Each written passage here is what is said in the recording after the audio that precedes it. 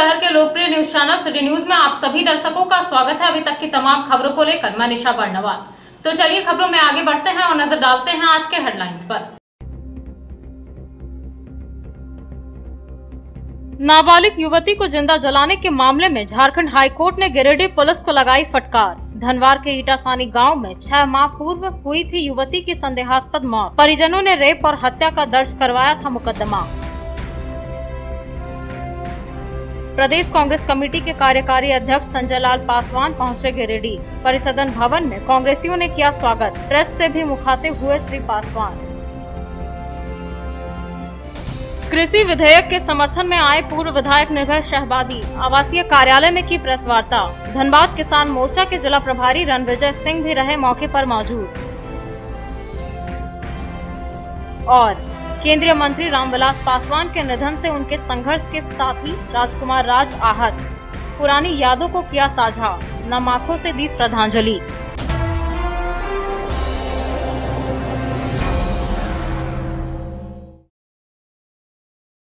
और अब खबरें विस्तार से। राजधनवार के ईटासानी गांव में 30 मार्च को संदेहास्पद परिस्थिति में हुई नाबालिग की मौत के मामले में झारखंड हाईकोर्ट ने गिरिडीह पुलिस को फटकार लगाई है। हाईकोर्ट के संज्ञान लेने के बाद पुलिस हरकत में है और जांच पड़ताल में तेजी आ गई है। नाबालिग युवती की संदेहास्पद मौत के मामले में झारखंड हाईकोर्ट ने गिरिडीह पुलिस को फटकार लगाई है। धनवार थाना क्षेत्र के परसन ओपी के ईटासानी गाँव की यह घटना पूरे राज्य में सुर्खियों में आ गई है। हाईकोर्ट की कड़ी टिप्पणी के बाद ईटासानी गांव की पीड़िता को किस हद तक न्याय मिल पाएगा, यह तो फिलहाल भविष्य के गर्भ में है। लेकिन हाईकोर्ट के आदेश के बाद पुलिस मामले की पड़ताल में गंभीरता से जुट गई है। बताया गया कि ईटासानी की घटना में एक नाबालिग पीड़िता की मौत आग में झुलसकर हो गई थी। परिजनों ने पड़ोस के लोगों पर घर में घुसकर इनकी बच्ची की हत्या व रेप का आरोप लगाया था। पीड़िता के पिता ने धनवार थाना पुलिस को दिए आवेदन में रेप और हत्या का आरोप लगाकर 8 लोगों के खिलाफ केस दर्ज कराया था। इस बाबत पीड़िता के परिजनों ने पूरे मामले में धनवार थाना की पुलिस और परसन ओपी को जिम्मेवार बताते हुए कहा कि सिर्फ 2 आरोपी फरार हैं, जबकि 6 आरोपी अब भी घर पर हैं। लेकिन परसन पुलिस इन आरोपियों को अब भी दबोचने से कतरा रही है। जो तना से अभी तक कुछ सुनवाट ना हो, पुलिस खुद कैले हो कि क्या कैले हो से ना क्या पारबो पर अभी तक कुछ कार्रवाई ना कर रहा। क्या नाम था बेटी का? काजल कुमारी। हेलो बेटिया। कैसे क्या हुआ था बताइए। कैसे हमको तबीयत खराब है से हम सो वाली तो समझा के टाइम वाला तो समझवा लगिल को बेटी खाना उना हमने के बनले रोलो। गरीब आदमी कहाँ से पार दिए मेरा खाना बनवा लिया बड़ा बना के खा लियो, बाल बच्चे गुजर काट लियो। अब कखने ढूक लो घर ना ढूक लो सब लोग इस तरह लोग। कौन कौन था? ना मुझे पिंटू पास में से मार के भागलो बेटिया के कखने घर ढूक लो। हम ना देखलियो सबको लो देवी मंडा में हमने पूजा होलो तो वहाँ गिरलो सुतर गयो तो एक बेरी समझवा लगा के मिल गया उठने वाला तो हम लगा दे लिए तबियत खराब होलो सुत रहियो तो एक दो बजे बेटिया की आवाज सुनलियो मामा चिल्ला था तो कोई कहने बेटिया हमारे चाचा है तो अगर मैं उठ के घूरो तो कहूँ पागल नियर घूरो कल वैसे मतलब इतना ठीक लो माथा दर्द उठते रहो तो क्या मर गया फिर का वाला तो वहाँ जाके तीसो ये बेटिया का बेटिया हो यहाँ से कर लो हम चचा लियो चोर को के आपको घर से भागल चल लो सबको दौड़ के तू हमें चिल्लाई भाषा पकड़ तू चोर के धोके ओकरा बाहर में चोर के धोके बने ओकरा मारपीट कर रहा तू आराम यहाँ अकेले चिल्ला रहियो हमारी अवधिया को सुनबेन करो। तो कौन था जिसको लोग पकड़े हैं? वो आपके घर के परिवार हर एक परिवार सब हल्थिन बाहर में रोने। कौन था वो लोग जो घर में घुसा था? पिंटू पासवान। अच्छा पिंटू पासवान। हाँ बेटिया आज्ञा लगा के भाग लो है। और क्या क्या हुआ था आपकी बेटी के साथ? फिर बेटिया के साथ आज्ञा लगा के उजिया ले लो कोई और भाग दल का तो चाचा लागल तो छनियो से भाग लो ने तो हम ही चलिए तो सब चोर के धोखे बोली मेरा चोरा घर गया कोई चोरा छुके धोखे ओकरा पकड़ तू हमारे अवधिया कोई सुनबेन करो। कितने बजे का घटना होगा? हमरा ना ख्याल हमरा तबियत खराब होलो बापा हम ना के पारबो हम दुआर निकल कर तो सब दौड़ दौड़ के हमारी के खोल को देखो यो वहाँ तो हम बेटी देख के हम आवाज घूमने गलियो तो हम की बोलो ना बोलो तो हम कुछ ना जानियो बप्पा। आपको बेटी कब से तो हम ना जानियो बप्पा। तो का चप्पल देखो यो घरे में जो घरा घुसलियो तो टोपी हो चप्पल हो तो का चप्पल टोपी घर में पकड़ लो। पिंटू पासवान का पिंटू पासवान के कहाँ रहता है ये पिंटू पासवान? घरे में रोलो कहाँ रहता हुआ नहीं, रहने वाला कहाँ का है? इसी गांव का है? यही गांव के है। इसी गांव। हाँ यह गांव के। तो पुलिस आई फिर क्या की? पुलिस हम को ना जानियो बप्पा था हमरा बेटी देख के हमर दिमागे ना कुछ काम करे लालो था की कल को पुलिस एलो था हम कुछ ना जानियो हो गया। तो क्या था पहले से विवाद हुआ था? ना कुछ विवाद नहीं बाबा, किसी तरह का कोई झगड़ा नहीं? कुछ नहीं, सब भाई गोतिया नियर खाना पीना सब अपन भाई बाप नियर सब चलो लो साथ है। और ना जानल यो हमर बेटिया जिया लेके ही भाई गलो घरा से न गिया लगा कर मुझसे। लड़की कौन थी आपकी? क्या अच्छा घटना क्या? पूजा रामनी पूजा का टाइम था, तो बाहर में बैठे हुए थे तो इधर से आवाज़ का जो निकला ना बाहर, जो लड़का जो भागा चोट चिल्लाते हम लोग समझे क्या कौन है नहीं है, तो भागा तो खबड़ा के निकला तो बाद में लड़का लोग दौड़ के उसको पकड़ लिया। पकड़ने के बाद लपट थपड़ हुआ। उसके बाद तो सामने तो घर है उसका, उसके भाई लोग दौड़ के गया उसको पकड़ के ले गया। उल्टी से उधर से वो लोग लाठी उठी सब निकाल के मारने के लिए हम लोग को मैंने जो वार करने लगा, पत्थर तो चलाने लगा मारने लगा। तो उधर मैंने हल्ला होने लगा। उसके बाद शांत हुआ, जब हम लोग सब परिवार बाहर निकल गया। उधर से जब हम लौटे यहाँ घर में तो देखते हैं कि लड़की जो है मरी पड़ी है। अंदर लगा हुआ था छिड़कनी, अंदर के जो घर उसमें छिड़कनी लगा हुआ था और बाहर से भिंडी लगा हुआ था। कितने बजे का घटना हुआ? वही शाम का टाइम तो 7 साढ़े 7 बजता हुआ। क्या नाम था लड़का का जो जला? पिंटू पासवान। कहाँ का रहता? ये बगले गाँव का है। उसका पिता का नाम इंद्र पासवान है। अच्छा ये बताइए, पिंटू पासवान से आपकी भतीजी का किसी तरह का कोई संबंध था क्या? नहीं सर, कोई हम लोग को कुछ मालूम नहीं था इसके बारे में। नहीं। क्या हुआ था लड़की के साथ? उसके बाद लड़की साथ अपने अंदर में उसको जो गलत व्यवहार करके वो जो है जला के भागा, मतलब मार के भागे। वो मतलब दुष्कर्म वगैरह भी? दुष्कर्म किए करके। इसकी शिकायत थाना में आपने की थी इसके बाद? उसी दिन एक ही दिन का बात है सर। अच्छा, पुलिस आई थी फिर? हाँ, तो शाम को पुलिस है, पुलिस देख करके सब चेक करके चले गए। सुबह पोस्टमार्टम के लिए भेजे, साथ ही वो चौकीदार गया। फिर आए हम लोग तो 1-2 दिन 4 दिन के बाद फिर हम लोग को यहाँ से उठा के सबको ले गए पुलिस, और 2 दिन रखे वहाँ पर आप लोग को? हाँ, और मारपीट भी हम लोग साथ में बहुत किए। कौन सा थाना में? थाना में हम लोग 5-6 आदमी थे हम लोग थाना में। नहीं, थाना कौन सा था? धनवार थाना ले राजधनवार। वहाँ पुलिस मारपीट भी किया। उल्टा आप ही लोग के साथ? उल्टा हम ही लोग को मारपीट भी किया। और आरोपी लोग को? आरोपी लोग को कुछ नहीं किया सर। क्या बोला गया आप लोग को? कुछ नहीं, तुम लोग को क्या हुआ, हम जो बात हकीकत हम लोग बता रहे हैं, और वो लोग बोले नहीं तुम लोग जानबूझ के ऐसे किया। पुलिस बोलता है जानबूझ के क्यों, पैसा खिलाया लगता, जो किया होगा वो तो बता नहीं सकते। जैसे हम लोग जो बता, हम लोग बातें नहीं ले रहा है, और वो मैंने बोलता है कि तुम लोग अपने से जलाया है, बोलता है अपने से करिए सर। अपने लड़की के जलाता तो जलाता मारने रहता तो ऐसे नहीं मार सकता था लड़की को, या अपने घर में जला के उसको मारता। तो इस मामले में किसी की गिरफ्तारी नहीं हुआ? किसी को गिरफ्तारी नहीं हुआ सर अभी तक। अभी तो लड़का तो फरार है हुए दिन से।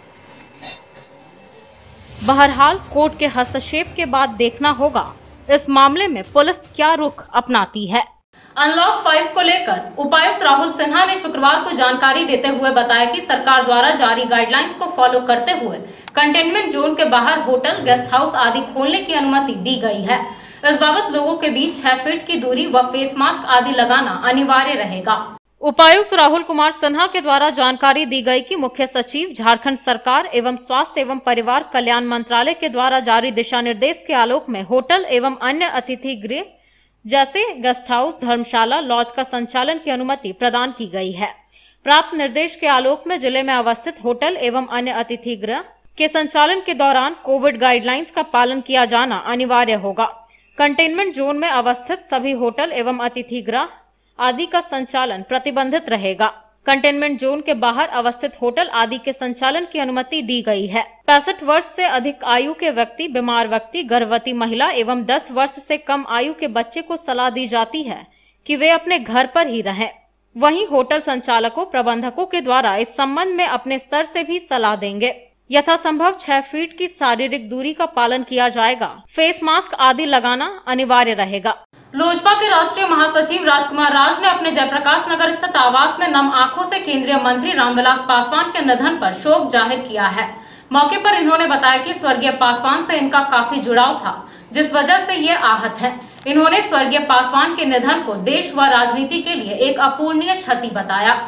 केंद्रीय मंत्री रामविलास पासवान के निधन से लोजपा के राष्ट्रीय महासचिव राजकुमार राज भी आहत हैं।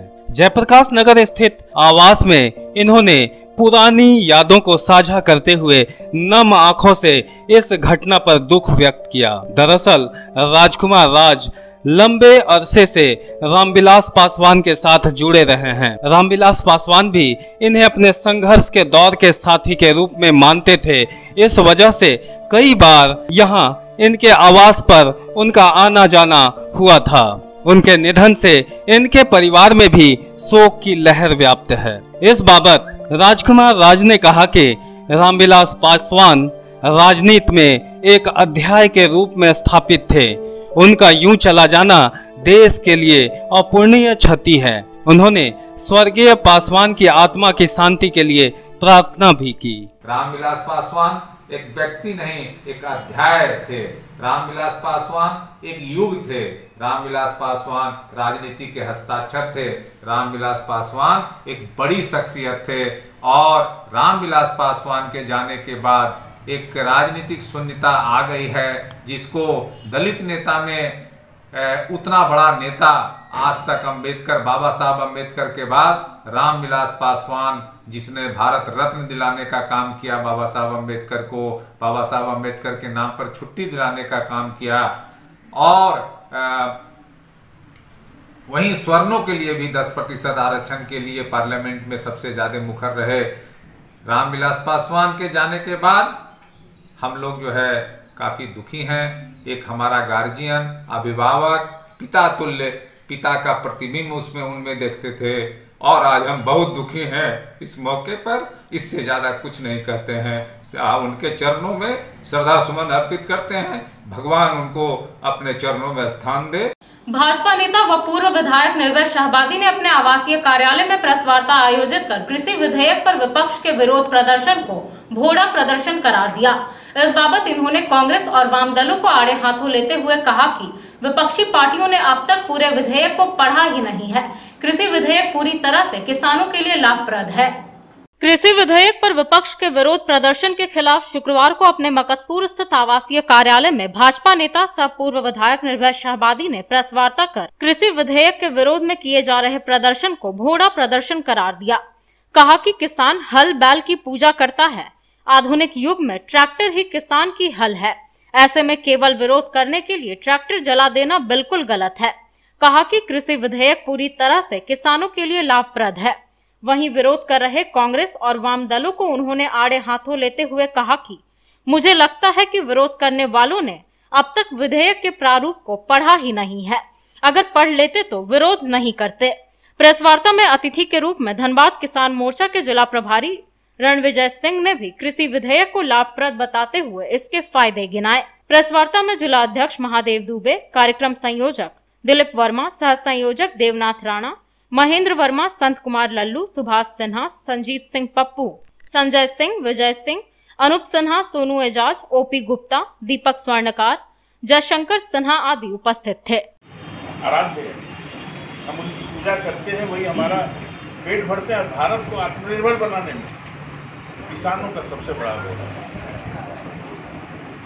इसलिए विपक्ष के द्वारा जो अर्बन नक्सली हैं, जो कांग्रेस पार्टी है, जो वामपंथी विचारधारा के जो लोग हैं, नाना प्रकार के दुष्चक्र कर रहे हैं और घोंडा प्रदर्शन कर रहे हैं। हम उसका खंडन करते हैं, उनको धिक्कार करते हैं और ये उम्मीद करते हैं जो हमारे आगंतुक अतिथि आपको बताएंगे, निश्चित रूप से इससे कृषकों को लाभ है, लाभ होगा। डंके की चोट पे 3 किस्त में किसानों को मिलता था, और उसी के तर्ज पे जो हमारी पूर्ववर्ती सरकार झारखंड की प्रत्येक एकड़ 6,000 रुपया किसानों को देने का, लगभग 2.5 लाख किसान उससे आच्छादित थे। वर्तमान सरकार, हेमंत सरकार, वैसे कृषकों के लाभ वाली योजना को बंद करने का काम किया। वही दूसरी ओर कोविड महामारी को देखते हुए केंद्र से किसानों को अग्रिम पैसे भेजे गए हैं उनके खाते में। उद्देश्य ये था, जो हमारे किसान भाई महाजन के चंगुल में फंसते थे, जो खाद और बीज के लिए तरसते थे, आज उनको केंद्र सरकार और राज्य सरकार मिलकर राहत देती थी, लेकिन उनके राहत को भी विपक्ष के लोगों ने बर्दाश्त नहीं किया। इसलिए हम धिक्कार कहते हैं ऐसी सरकार को। ऐसी सरकार का विरोध होना आवश्यक है और जनता इस बात को समझ रही है। जनता पार्टी के लोकप्रिय नेता मेरे भाई आबादी जी किसान मोर्चा के जो कृषि पर जो बातें सामने रखी गई है, हमें लगता है कि लगभग सारे बातों का जो निचोड़ है, क्योंकि काफ़ी अनुभवी है। एक बार चुनाव में जीतकर और जनता का काफ़ी करीब से रहने का, स्नेह प्राप्त करने का सौभाग्य मुझे प्राप्त हुआ है। जो क्षेत्र में रहेगा वही उसके प्रदर्शन को समझता है, जानता है। कांग्रेस को दूर दूर तक के लोगों से कोई मतलब नहीं रहा, इसलिए किसानों की क्या पीड़ा होगी वो उसे पता नहीं। इसी कमरे में बैठ के रहा। सबसे पहले तो आप ये समझ लीजिए कि जो कृषि बिल आया है, जो पहले से जो चीज़ें बनी हुई थी, जो कानून बना हुआ था, इसमें कहीं कोई छेड़छाड़ नहीं हुआ। प्रदेश कांग्रेस के कार्यकारी अध्यक्ष संजय लाल पासवान का कांग्रेसियों ने नया परिसदन भवन में स्वागत किया। इस दौरान प्रेस से मुखातिब होने के दौरान कृषि विधेयक बिल का विरोध करते हुए कहा कि कांग्रेस किसी भी कीमत पर इस बिल को लागू होने नहीं देगी। वहीं मौके पर इन्होंने हाथरस घटना को लेकर योगी सरकार की आलोचना भी की। प्रदेश कांग्रेस के कार्यकारी अध्यक्ष संजय लाल पासवान शुक्रवार को गिरिडीह में थे। इस क्रम में नया परिसदन भवन में कांग्रेसियों ने उनका स्वागत किया। बाद में वे प्रेस से मुखातिब भी हुए। मौके पर उनके साथ जिला अध्यक्ष नरेश वर्मा, उपाध्यक्ष अजय सिन्हा मंटू, डॉक्टर समीर राज चौधरी, युवा कांग्रेस के संतोष राय समेत अन्य कई पदाधिकारी व कार्यकर्ता मौजूद रहे। इस दौरान श्री पासवान ने कहा कि कृषि विधेयक बिल एक काले कानून की तरह है। इसके विरोध में कांग्रेस मुस्तैदी से खड़ी है और जोर शोर से हस्ताक्षर अभियान चलाया जा रहा है। बताया कि हस्ताक्षर अभियान के बाद इस दस्तावेज को राष्ट्रपति के पास भेजा जाएगा ताकि इस अध्यादेश की वापसी हो सके। उन्होंने कहा कि बड़े व्यापारी किसानों का शोषण करेंगे, वहीं इस कानून से मंडियां बंद कर दी जाएंगी और लाखों लोग बेरोजगार हो जाएंगे। उन्होंने कहा कि झारखंड में लॉकडाउन पीरियड में खाद्यान्न वितरण को लेकर अच्छा काम हुआ है, जिससे गरीबों को काफी राहत मिली है। अंत में उन्होंने कहा कि कांग्रेस कल भी रेस में थी, आज भी है और आगे भी रेस में ही रहेगी। उन्होंने हाथरस मुद्दे पर भी योगी सरकार को आड़े हाथों लिया। आज पूरे देश में किसान बिल, जो कि काला दिवस के रूप में हम लोग इसको देख रहे हैं, और किसानों के प्रति जो अत्याचार हुआ है, इस बिल को पास करने पर 3 बिल पास हुए हैं। एक छोटे हैं, एक मंझोले हैं, एक बड़े बिल है। इस बिल में कहीं ना कहीं ये उद्योगपति जो हमारे हैं बैठे हुए, उन लोगों को आगे बढ़ाने का काम केंद्र सरकार ने किया है। इसके विरोध में कांग्रेस पार्टी पूरे देश में एक हस्ताक्षर अभियान चला रही है। जिला से लेके ब्लॉक से लेके बूथ तक हम लोग इस हस्ताक्षर अभियान के तहत पूरे देश में 31 अक्टूबर तक चलेगा। 3 अक्टूबर तक सारे लोग अपने अपने प्रदेश में जमा करेंगे।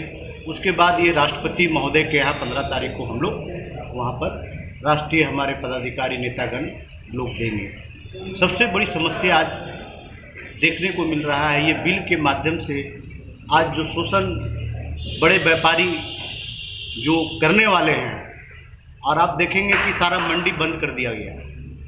अब मंडी नहीं रहेगा। छोटे छोटे जो व्यापारी हैं एक मंडी में ले जाके बेचते थे, लेकिन आज वो कहाँ बेचेंगे?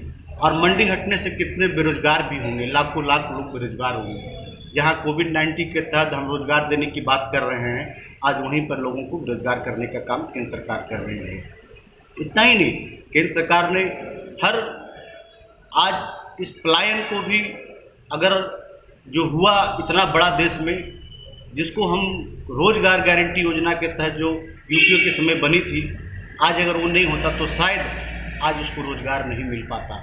लेकिन अब कितने लोगों को दे पाएंगे, ये केंद्र सरकार को सोचना पड़ेगा। राज्य सरकार ने बहुत स्तर से आज हमारा जिस प्रकार से हेमंत जी ने और हमारे प्रदेश अध्यक्ष रामेश्वर राव ने जिस प्रकार से काम किया, और खाद्य आपूर्ति विभाग में ज़्यादा से ज़्यादा कोई भूखा ना मरे, कोई भूखा ना सोए, उसमें भी हमने प्रयास किया खाद्य आपूर्ति में कि ज़्यादा से ज़्यादा लोगों तक राशन पहुंचा सके। लेकिन इससे रोजगार खत्म नहीं होगा, बेरोजगारी खत्म नहीं होगा। हमको काम देना होगा, केंद्र सरकार को स्टैंड लेना पड़ेगा। इतना ही नहीं, अभी आप देखिए यूपी में इतना बड़ा हाथरस में इतना बड़ा कांड हुआ एक दलित परिवार की बेटी के साथ में। ठीक है, आप बताओ कि हमें हिंदू हिंदू बोला जाता है, मैं भी दलित परिवार से आता हूँ। आपने हिंदू संस्कार को ही खत्म कर दिया, बिना बताए आपने आग लगा दिया रातों रात। क्या आपदा आई थी? क्या उस परिवार के बच्चे को देखने का माँ बाप का अधिकार नहीं था? ये सोचने वाली बात है। अब पूरे देश को एक होना पड़ेगा। ये देश का दुर्भाग्य है कि दलित की बेटी को जला दिया जाता है रातों रात। बलात्कार और बलात्कारियों को बचाने के लिए आज भाजपा के लोग खड़े हो रहे हैं। इससे बड़ा दुर्भाग्य क्या होगा? योगी जी ने तो प्रशासन को रोकने के लिए खड़ा कर दिया। हमारे राहुल जी, प्रियंका जी पे धक्का मुक्की किया गया, वहां तक पहुंचने नहीं दिया गया। उस दलित परिवार के घर में पहुंचे, एक आंदोलन के माध्यम से पहुंचे, क्योंकि कांग्रेस को कोई रोक नहीं सकता। कांग्रेस पहले भी रेस में था और आज भी है, कल भी रेस में रहेगा। बहुत बहुत धन्यवाद आप लोगों का। रंगामाटी गांव निवासी 65 वर्षीय शोभान मुर्मू व उनकी मवेशी की मौत हाई टेंशन बिजली तार की चपेट में आने से हो गई। बताया गया कि शोभान अपनी मवेशी को लेकर खेत की ओर जा रहे थे, तभी अनजाने में करंट की चपेट में आ गए। घटना से इलाके में कोहराम मचा हुआ है। बेंगाबाद रंगामाटी गांव के रहने वाले 65 वर्षीय शोभान मुर्मू की मौत हाई टेंशन बिजली तार की जद में आने से हो गई। घटना के बाद शव को पोस्टमार्टम के लिए गिरिडीह सदर अस्पताल लाया गया। घटना से परिजनों का रो रो कर बुरा हाल था। बताया गया कि शोभान मुर्मू सुबह 7 बजे अपनी गाय को लेकर खेत की ओर जा रहे थे, तभी 11,000 वोल्ट का बिजली का तार रास्ते में गिरा हुआ था। अनजाने में अपनी मवेशी के साथ ही शोभान भी करंट की चपेट में आ गए और मौके पर ही दोनों की मौत हो गई। घटना से नाते रिश्तेदारों और गांव के लोग शोकाकुल हैं। क्या हुआ था? बिजली से 11,000 वोल्ट से गिरा, तो उसी में गाय था इसको आ रही है, शोभान था, उसी में अचानक गिरने से वो गाय भी था, गाय घुमाने गया था। ये तार पहले से गिरा हुआ था या नहीं? पहले से गिरा नहीं हुआ था। पहले से गिरा होता था तो भी जनता की उन्हें गिरा हुआ है तो उधर नहीं लेके जाएंगे, इधर गिरा हुआ था इसी की जाते हुए अचानक तार गिर गया। हाँ। वहीं मर गए थे या वहीं मर गए थे? वहीं मर गए थे। कब हुआ था ये? आज ही हुआ, सुबह 8 बजे, 7 बजे रखी, 7 साढ़े 7। कहाँ जा रहे थे गाय लेके? गाय लेके भी जंगल चराने। बहुजन समाज पार्टी जिला इकाई द्वारा अंबेडकर भवन में एक कार्यक्रम आयोजित कर पार्टी के संस्थापक स्वर्गीय काशीराम की पुण्यतिथि को संकल्प दिवस के रूप में मनाते हुए उन्हें नमन किया गया। मौके पर काफी संख्या में पार्टी के नेता व कार्यकर्ता मौजूद थे। हुट्टी बाजार स्थित अंबेडकर भवन में शुक्रवार को बहुजन समाज पार्टी जिला इकाई की ओर से एक कार्यक्रम आयोजित कर पार्टी के संस्थापक स्वर्गीय काशीराम को नमन किया गया। बताया गया कि काशीराम की पुण्यतिथि पर देश भर में संकल्प दिवस मनाया जा रहा है। इसी कड़ी में यहां भी संकल्प दिवस मनाया गया। बताया गया कि बहुजन समाज पार्टी की स्थापना कर स्वर्गीय काशीराम ने संविधान निर्माता डॉक्टर अंबेडकर के सम्मान को बचाने का भागीरथी प्रयास किया। आज इसी का परिणाम है कि देश भर में दबे कुचले दलित लोग एक मंच पर आए और मजबूती से अपनी बातों को रखना शुरू किया। यहाँ तमाम लोगों ने स्वर्गीय काशीराम के प्रति आभार प्रकट किया। यहाँ कार्यक्रम की अध्यक्षता ईश्वर दास कर रहे थे। वहीं मुख्य अतिथि के रूप में बसपा महासचिव शिव कुमार दास उपस्थित हुए थे। कार्यक्रम में काफी संख्या में पार्टी नेता व कार्यकर्ता मौजूद रहे। बहुजन समाज पार्टी के तत्वाधान में बसपा इकाई जिला गिरिडीह के द्वारा स्थान अम्बेडकर भवन अफसर कॉलोनी में बहुजनों के महानायक बाम सेठ DS4 बहुजन समाज पार्टी के संस्थापक का आज महापरिनिर्वाण दिवस के अवसर पर आज अम्बेडकर भवन में महापरिनिर्वाण दिवस के अवसर पर कार्यक्रम आयोजन किया गया है। इस कार्यक्रम का मुख्य उद्देश्य ये है कि जो बहुजनों के महानायक जो इस देश में दबे कुचले समाज के लिए उन्होंने जो संघर्ष किया और भारत देश में बहुजन समाज पार्टी बहुजनों के लिए जो उन्होंने लक्ष्य छोड़ करके गया है, आज हम संकल्प दिवस के अवसर उनका इस कार्यक्रम को संकल्प दिवस मानते हुए आज महापरिनिर्वाण दिवस के अवसर पर हम लोग संकल्प लेंगे कि उनका जो कारवां है हम लोग पूरे झारखंड में साथ साथ गिरिडीह में हम लोग पूरे बहुजनों का जो दिया हुआ विचार है और बहुजन समाज पार्टी को जो हम लोग को लक्ष्य पहुंचाना है कि सत्ता के मंजिल तक, उसके लिए हम लोग आज मैंने संकल्प के साथ काम करें। मान्यवर काशीराम आज बहुजनों के महानायक मान्यवर काशीराम का 14वीं पुण्यतिथि को हम लोग संकल्प दिवस के रूप में मना रहे हैं और आज हम लोग ये संकल्प ले रहे हैं कि भारतीय जनता पार्टी की सरकार द्वारा जो बलात्कारी सरकार है, जो बलात्कारियों को संरक्षण दे रहा है, उसका हम लोग कैसे विरोध करें, उसको हम लोग कैसे बंद करें। आज हम लोग ये संकल्प ले रहे हैं कि मोदी सरकार द्वारा जो रोजी रोटी लोगों का छीना जा रहा है उसका हम लोग कैसे पुरजोर तरीके से विरोध कर रहे हैं और लोगों को कैसे न्याय दिलावें। आज यही हम लोग संकल्प लेने के लिए यहाँ बैठे एकत्रित हुए। झारखंड शिक्षा परियोजना के निर्देशानुसार जितपुर संकुल संशोधन केंद्र में संकुल स्तरीय शैक्षिक संवाद वेबिनार का आयोजन किया गया। शैक्षिक संवाद के माध्यम से शिक्षकों को समूह चर्चा द्वारा एक दूसरे से सीखने का मौका मिला और सभी ने अपने व्यवहारिक पहलुओं और अधिगम प्रतिफलों के संबंध में चर्चा की। गिरिडीह के जितपुर संकुल संसाधन केंद्र में झारखंड शिक्षा परियोजना के निर्देशानुसार संकुल स्तरीय शैक्षिक संवाद वेबिनार का आयोजन किया गया। इस ऑनलाइन कार्यक्रम का संचालन उत्क्रमित उच्च विद्यालय धनरडीह के शिक्षक संजीव कुमार के द्वारा किया गया। इस शैक्षिक संवाद के माध्यम से शिक्षकों को समूह चर्चा द्वारा एक दूसरे से सीखने का मौका मिला। सभी शिक्षकों ने अपने व्यवहारिक पहलुओं और अधिगम प्रतिफलों के संबंध में चर्चा की। शैक्षिक संवाद का सत्र परिचय के साथ वातावरण का निर्माण एवं पाठ्यक्रम आधारित चर्चा की गई। शिक्षकों ने निष्कर्ष के साथ स्वीकार किया कि अभिभावक से शिक्षकों को संवाद स्थापित कर बच्चों से जुड़ाव रखना पड़ेगा। शैक्षिक विकास के लिए हम शिक्षकों को अपनी शैक्षणिक गतिविधियों का आदान प्रदान सुलभ हो सके। शैक्षणिक संवाद की सफलता के लिए शिक्षक सुरेंद्र पांडे, भुवनेश्वर प्रसाद सिंह, मनोज कुमार, प्रतिमा कुमारी, आमोद कुमार, अभिषेक सिन्हा, दिनेश कुमार मंडल, कृष्णदेव साहू, सुनीता कुमारी आदि के अलावे संकुल के कई शिक्षकों ने भाग लिया। संकुल संसाधन सेवी सुशील कुमार मिश्रा ने संकुल के सभी शिक्षकों को शैक्षिक संवाद के लिए प्रोत्साहित किया। कोयरेडीह स्वास्थ्य केंद्र का उद्घाटन होने के बाद शुक्रवार को ANM और सहिया के सहयोग से पहला प्रसव कराया गया। केंद्र में पहला प्रसव होने से ग्रामीणों ने खुशी जाहिर करते हुए कहा कि स्वास्थ्य केंद्र के चालू हो जाने से अब उन्हें दूर दराज नहीं जाना पड़ेगा।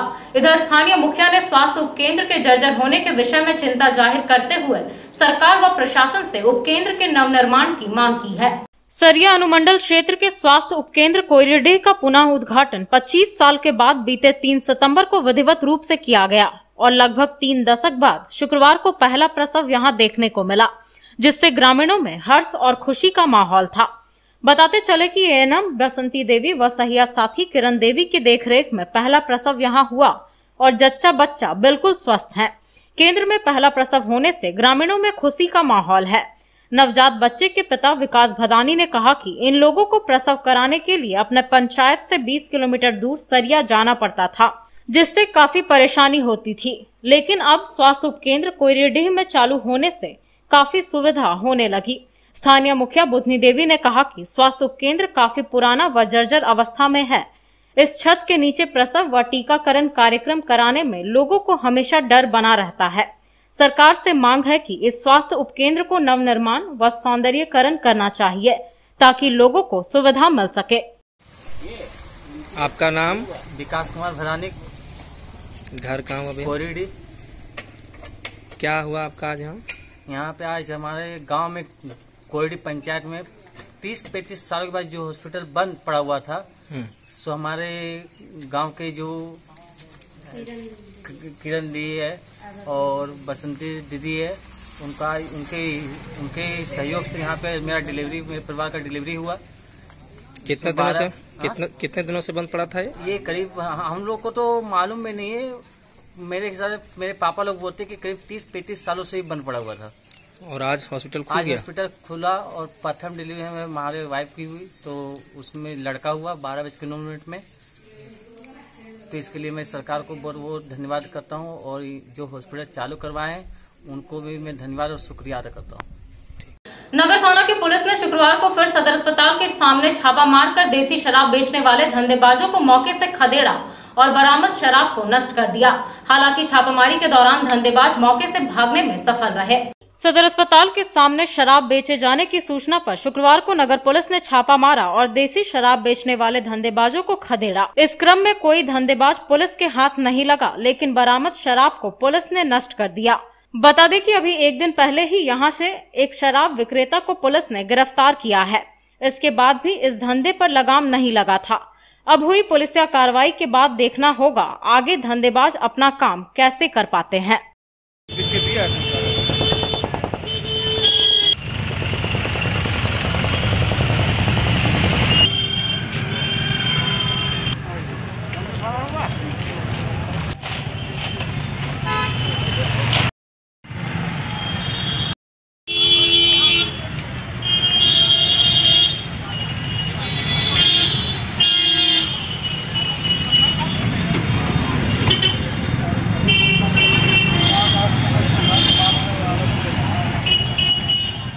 बिरनी के नगड़ी गांव निवासी लखपति मरांडी बाइक से गिरिडीह से अपने घर वापस जाने के क्रम में घायल हो गए। बताया गया कि यह शराब पीकर बाइक चला रहे थे, जिस वजह से इससे बाइक संभल नहीं पाई और तेलोडीह के पास ये गिर गए। फिलहाल इनका इलाज सदर अस्पताल में चल रहा है। बिरनी के नगड़ी गांव का रहने वाला अकलू मरांडी का पुत्र लखपति मरांडी सड़क हादसे में घायल हो गया। जख्मी हालत में आसपास के लोगों ने 108 एम्बुलेंस बुलाकर इसे सदर अस्पताल भेजा, जहां इसका इलाज चल रहा है। बताया गया कि लखपति का भाई गिरिडीह हाई स्कूल में पढ़ाई करता है और यहीं हॉस्टल में रहता है। लखपति मरांडी नगड़ी से गिरिडीह अपने भाई से मिलने आया था। मिलने के बाद मोटरसाइकिल से वापस लौटने के क्रम में इसने शराब का सेवन कर लिया। इस वजह से इससे बाइक संभल नहीं पाई और यह तेलोडीह के पास गिर गया, जिसके बाद आसपास के लोगों ने इसे उठाकर 108 एम्बुलेंस के माध्यम से गिरिडीह सदर अस्पताल लाया, जहां इसका फिलहाल इलाज चल रहा है। लखपति मरांडी कहाँ घर है? नगरी। कौन सा थाना? बिरनी थाना। क्या हुआ? कहाँ एक्सीडेंट हुआ? पता नहीं, पिए हुए थे इसलिए याद नहीं है। पिए हुए थे? क्या चीज से थे आप? बाइक में अपना। कौन गाड़ी वाला मारा है? अपाचे। और दोनों मोटरसाइकिल में भिड़ंत हो गया? आपका अपाची गाड़ी है? हाँ। और कौन गाड़ी में मारा है? ध्यान को याद नहीं है। तो चलते चलते एक बार फिर नजर डालते हैं आज के हेडलाइंस पर। नाबालिग युवती को जिंदा जलाने के मामले में झारखंड हाईकोर्ट ने गिरिडीह पुलिस को लगाई फटकार। धनवार के ईटासानी गांव में 6 माह पूर्व हुई थी युवती की संदेहास्पद मौत। परिजनों ने रेप और हत्या का दर्ज करवाया था मुकदमा। प्रदेश कांग्रेस कमेटी के कार्यकारी अध्यक्ष संजय लाल पासवान पहुंचे गिरिडीह। परिसदन भवन में कांग्रेसियों ने किया स्वागत। प्रेस से भी मुखातिब हुए श्री पासवान। कृषि विधेयक के समर्थन में आए पूर्व विधायक निर्भय शहबादी आवासीय कार्यालय में की प्रेस वार्ता। धनबाद किसान मोर्चा के जिला प्रभारी रणविजय सिंह भी रहे मौके पर मौजूद।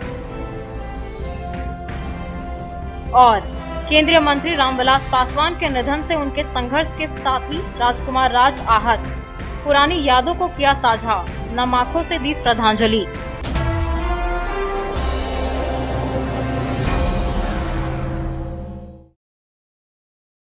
तो दर्शकों, ये था हमारा आज का न्यूज अंक। आज के अंक में बस इतना ही। कल फिर होगी मुलाकात कुछ अन्य खबरों के साथ। तब तक के लिए दीजिए मुझे और मेरी पूरी टीम को इजाजत। नमस्कार।